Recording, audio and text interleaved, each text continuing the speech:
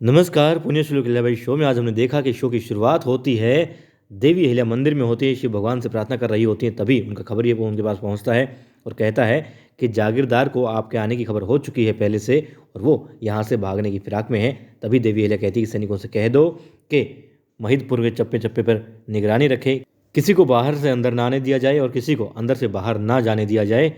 अब देवीले कहती कि मैं खुद वहाँ पर जाऊंगी उसके घर पर और छापा मारकर उसे पकड़ूंगी। फिर शारजा चिंता व्यक्त करती हैं, कहती हैं देवी अहिल्या आप इस वक्त ऐसे माहौल में, ऐसी स्थिति में बाहर जाएंगी, खतरा हो सकता है। तब वो समझ जाती हैं खतरा किसको कह रही हैं शारजा, और एक सहेली का वो फर्ज निभाती है यहाँ पर। फिर देवी अहिल्या कहती हैं अपने पेट पर हाथ लगा के अपनी संतान को महसूस करके कि ये महापराक्रमी मल्हार राव सूबेदार जी का वंश है और एक वीर योद्धा युवराज खंडेराव का अंश है, तो इसको कोई खतरा नहीं है और ये भी मेरा साथ देगा, सहयोग करेगा इस युद्ध में जो अन्याय के खिलाफ है, न्याय के लिए है। और मैं जाऊंगी, तुम चिंता मत करो, शिव शंभू हमारे साथ हैं। अब क्या होता है, अब महल में द्वारकाबाई साहिब पार्वती के माता पिता से कहती हैं कि आप ये साज सजावट देख करके खुश हो रहे हैं, मगर ये चीज़ें देखने का और यहाँ तक कि साल भर में जितने भी त्यौहार मनाए जाते हैं उनमें शामिल होने का, आपको निमंत्रण पत्र भेजे जाने का भी बंदोबस्त हो सकता है। वो कहते हैं हम समझे नहीं। तब वो बताती हैं कि देखिए हमारी जो रिश्तेदारी आपके साथ में है, मगर उससे भी ज़्यादा गहरी रिश्तेदारी हो सकती है। आप समधी बन सकते हैं मल्हार राव सूबेदार जी के।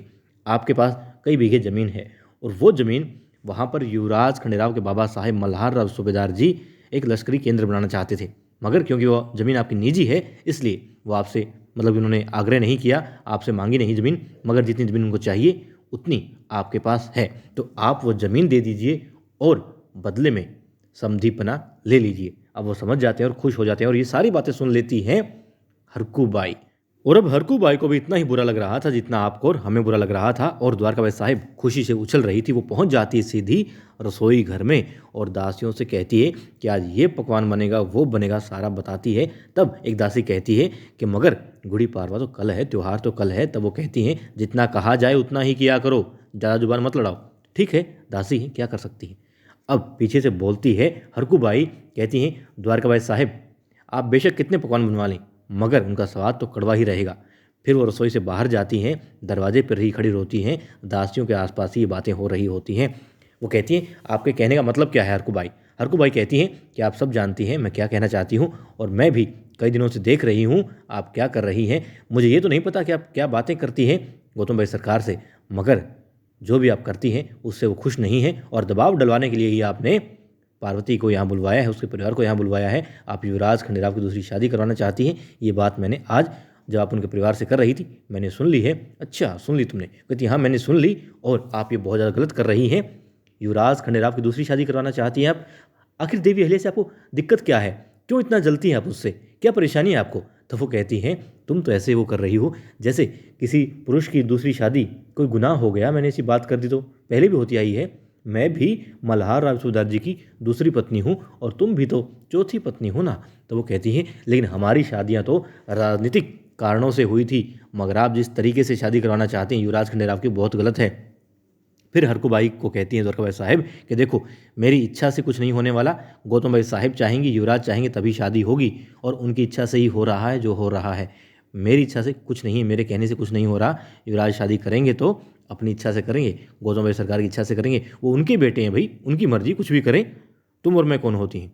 ठीक है। फिर वो कहती हैं ये तो मुझे नहीं पता भविष्य घर में क्या लिखा है कि उनकी शादी होगी या नहीं होगी दूसरी, मगर इतना तय है जो आपके मंसूबे हैं, जो आप पाना चाहती हैं, वो आप कभी भी नहीं पा पाएंगी। अब बिजली टूट पड़ती है द्वारकाबाई साहिब के ऊपर और वहाँ पर दिखाते हैं देवी अहिल्या, जी हाँ, जागीरदार के घर में पहुँच जाती है छापा मार नीति के तहत, और क्या पाती हैं फिर देखती हैं कि युवराज के जो गुनु जी हैं, साथी हैं बहुत ज़्यादा अच्छे वाले, उन्होंने संदेशा पहुंचा दिया था। तो जागीरदार वहाँ पर घर में दिखाई नहीं देता और पहले से तैयारी के तौर पर जागीरदार के पिता बैठे होते हैं, जागीरदार की पत्नी होती है, कुछ महिलाएं और होती हैं, बच्चे होते हैं, ताकि वहाँ पर दबाव बनाया जाए और देवी अहिल्या उनके सैनिक कोई काम ऐसा ना करें, मतलब कि महिलाएं हैं, बच्चे हैं, छोड़ दो इनको, चलो चलते हैं, वापस चलते हैं। मगर नहीं, देवी अहिल्या उन सबको, सिर्फ जागीरदार की पत्नी और पिता को छोड़ करके वहाँ पर बाकी सबको पड़ोस में भेज देती है सैनिकों के साथ में सुरक्षा के नाते, और फिर जांच पड़ताल वहाँ पर की जाती है। कुछ हाथ नहीं लगता, मगर जागीरदार के जो पिता हैं वो बार बार कहते रहते हैं शिव शंभो सब ठीक करेंगे, वो सब देख रहे हैं, शिव शंभो सब ठीक करेंगे, वही हमारी रक्षा करेंगे, वही न्याय करेंगे और तुम्हें कुछ नहीं मिलेगा रानी। आप रानी होने के नाते या फिर युवराज की पत्नी होने के नाते आप हम पर दबाव बना रही हैं, मगर ऐसा कुछ नहीं है। आप कुछ भी कहेंगे तो वो सच नहीं हो जाएगा कि आप सिर्फ रानी हैं तो इसलिए हम ईमानदार हैं, हम ये हैं वो हैं। तब देवी अहिल्या कहती हैं कि यदि ईमानदार होते तो छुपने की आवश्यकता नहीं थी, सामने खड़े होते। आपका बेटा जागीरदार कहाँ है, छुपा हुआ क्यों है, यदि कुछ गलत नहीं किया तो क्यों छुपा। ठीक है, फिर सब ढूंढ लेते हैं, अनाज में ढूंढा जाता है, तहखाने में ढूंढा जाता है, हर जगह ढूंढते हैं, देवी अहिल्या भी ढूंढती हैं, कागजात देखे जाते हैं, मगर कोई ऐसा सबूत नहीं मिलता कि उसने कुछ गलत काम किया है या फिर कहीं से भी कोई भी ऐसा धन प्राप्त नहीं होता। अब देवी अहिल्या को सब सैनिक कहते हैं कि रानी साहिब यहाँ से चलिए, कुछ भी हमें प्राप्त नहीं हुआ। और यदि दरबार में उसने शिकायत कर दी, क्योंकि बहुत बड़ा पद होता है जागीरदार का, बहुत मतलब कि रसूख वाले लोगों को दिया जाता है, तो फिर इससे दरबार में यदि शिकायत कर देंगे तो आपका और हमारा जो है मतलब कि थोड़ा ख़राब नाम होगा कि हम ज़बरदस्ती लोगों को परेशान करते हैं, गलत संदेश जाएगा जनता में भी। तब देवी अहिल्या ठीक है समझ करके वहाँ से बाहर निकलती हैं और सोच रही होती हैं कि युवराज खंडेराव साथ में क्यों नहीं है। यदि युवराज खंडेराव साथ होते तो मतलब कि एक अलग ही बात होती और अब तक वो जागीरदार को गिरफ्तार भी कर चुकी होती। फिर देवी अहिल्या याद कर रही होती है उस घोड़े को देख करके, जो घोड़ा युवराज ने दिया था देवी अहिल्या को जब वो राजपूताना से जीत करके आए थे। देवी अहिल्या से उन्होंने कहा कि घोड़ा देख रही हो, वो कहती हाँ बहुत सुंदर है। फिर वो पूछती हैं कि, वो कहते हैं बहुत सुंदर ही नहीं, ये राजपूताना का बहुत खास घोड़ा है, बहुत ताकतवर भी है। देवी अहिल्या कहती है कि आपने इतनी मुहिम जीती है, आप बहुत वीर हैं, शूरवीर हैं, बुद्धिमान हैं और ताकतवर हैं, मगर फिर भी कई बार टक्कर का कोई यदि आपको साथी मिल जाए, मतलब दुश्मन मिल जाए, युद्ध हो रहा हो, तब आप क्या सोचते हैं कि आपको डर लगता है या फिर आप उसके लिए कुछ खास रणनीति बनाते हैं। तब वो कहते हैं कि देखो एक बार ऐसा हुआ भी था, एक मुहिम में काफ़ी ताकतवर था सामने वाला, मगर वो बड़बोला भी था। बातों ही बातों में वो अपनी बड़ाई भी करता गया और अपनी कमजोरी भी मुझे बता गया। बस तो बात यही होती है, डरना नहीं होता, बुद्धि से हमें काम लेना चाहिए। ताकत है अलग चीज़ है, मगर बुद्धि भी ज़रूरी है। और कई बार इंसान खुद अपनी ही बातें मतलब बड़बोले में या फिर किसी ना किसी तरीके से अपनी ताकत बता देता है, अपनी कमजोरी भी बता देता है। फिर देवी अहिल्या जान देती है कि हाँ, बार बार ये जो जागीरदार का पिता है क्या कह रहा है, शिव शंभू शिव शंभू। और देवी अहिल्या ने वहाँ पर एक मंदिर भी देखा था, बड़ा भव्य मंदिर था, वो बहुत अच्छा बना रखा था।